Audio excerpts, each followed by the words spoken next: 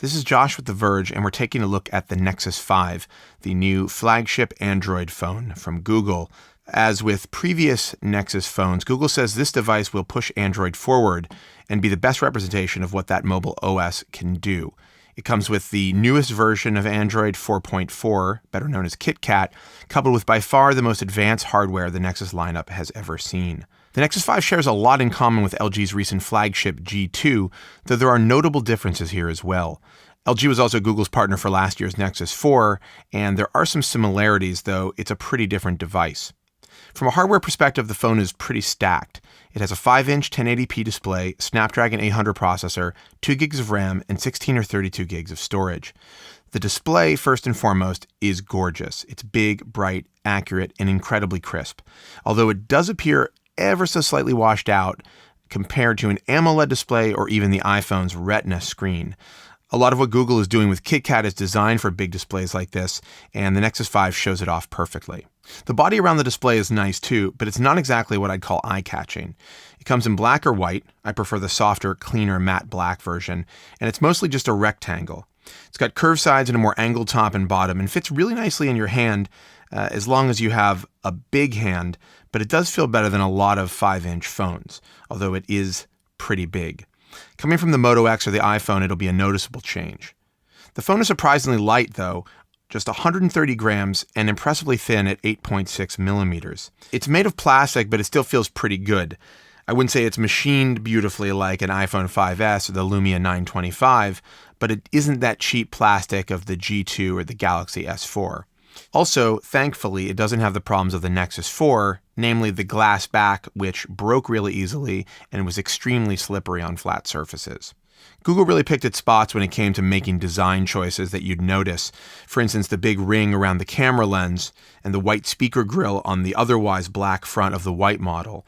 Those details, plus the carved Nexus logo on the back, are really the only indications that this is something other than a standard slab smartphone. Personally, I like the clean lines and the simple design, but it would have been nice to see a little more creativity, though maybe the do-it-yourself Moto X colors and Apple's gold iPhone have spoiled me. The design's real purpose, though, is just to get out of the way, to show off KitKat, the latest version of Android.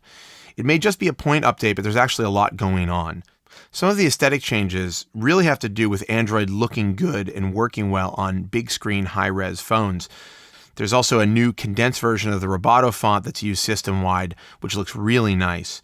Icons seem a little bit bigger and cleaner in the new OS, and everything has been tweaked or polished a little bit to get more out of those large displays. Also, nearly all of the Tron influences we first saw in Android 3.0 have been excised, and what remains and is new actually seems to have more in common with recent efforts from HTC on the One than it does with previous versions of Android 4.0. Things have been lightened, tightened, and flattened in all the right places, making this latest incarnation of the ever-evolving software feel really fresh. And it's not just cosmetic. Google Search is all over KitKat, more than ever.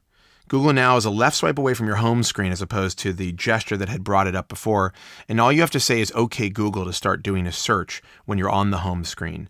The voice-activated features aren't nearly as powerful or useful as the Moto X, but they're a nice touch here, and they're definitely an improvement to what you could do with Android before this version. You can now search keywords right within the dialer of the phone, which is sort of like having a phone book in your phone book. It's pretty handy.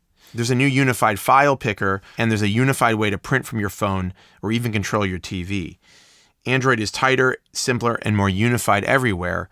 And though the general UI hasn't changed dramatically, the visual tweaks and functional additions continue Android down a really smart path. The new Hangouts could be viewed as the flagship feature of KitKat. It now integrates SMS, and it's the default messaging app for Android, which means you can send text, instant messages, voice calls, and video calls all from the same place. It's a great idea, but a really clunky execution. If you're talking to someone via Hangouts and then you text them via SMS, it starts an entirely new separate conversation. I got stopped up a few times when I was testing the phone just trying to figure out what was going on, where my conversations were happening. Coupled with the fact that Google still doesn't group separate accounts into a single stream, it makes things really puzzling at times. Hangout issues aside, KitKat is a really solid improvement, and the Nexus 5 shows it off well. KitKat's also designed to be used on lower memory devices, but that's not exactly a problem here. With the Snapdragon 800 and 2 gigs of RAM, the phone screams. It plays heavy games well, opens and closes and switches between apps with no lag. And while there are still some minor scrolling issues when you're trying to tear through a long page, particularly in Chrome, that seems more to do with buffering than it does actual graphics performance.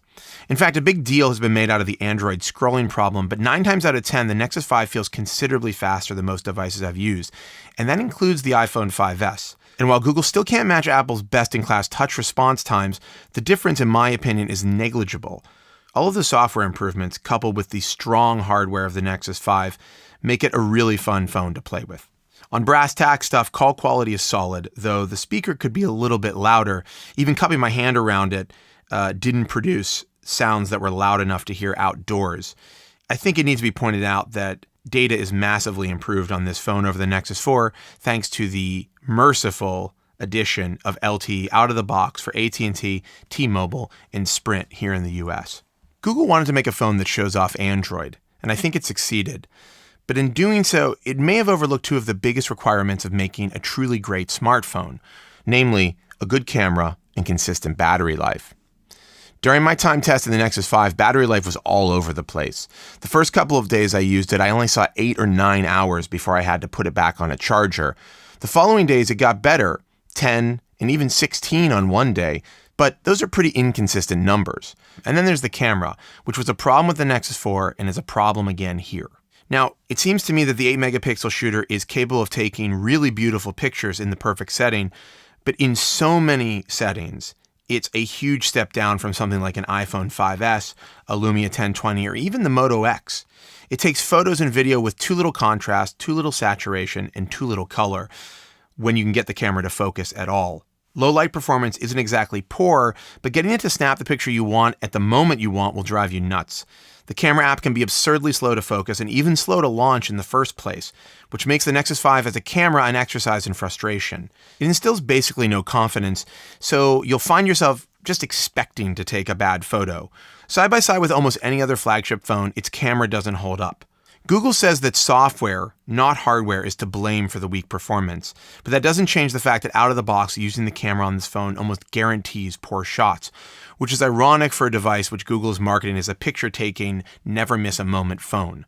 I spoke to reps at Google, and they said that fixes are coming and that the focus time and low-light performance will improve, but there's no word on how soon that'll happen or how good these tweaks will be, and if you buy this thing right now, the camera performance leaves a lot to be desired.